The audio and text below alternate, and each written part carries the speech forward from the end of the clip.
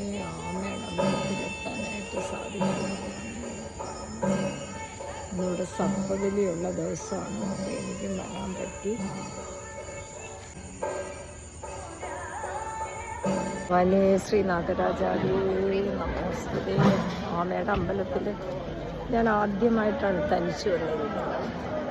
2024 ഞങ്ങൾ ഒരുമിച്ച് വന്നു. വർഷത്തിലൊരു പ്രാവശ്യം വരാറുള്ളൂ. 25 അദ്ദേഹം വിഷ്ണുപാദം തൂക്കി എൻ്റെ ചേട്ടൻ.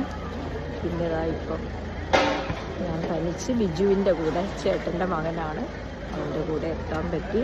സർപ്പബലി കണ്ടു, നന്നായി തൊഴാൻ പറ്റി. ശ്രീനാഗരാജാവേ ശരണം, ശ്രീനാഗയക്ഷിയമ്മേ ശരണം, ശ്രീനാഗകന്യകേ ശരണം. സർപ്പബലി കഴിഞ്ഞിട്ട് ഇവിടെ പ്രസാദം ഇട്ടുണ്ട്.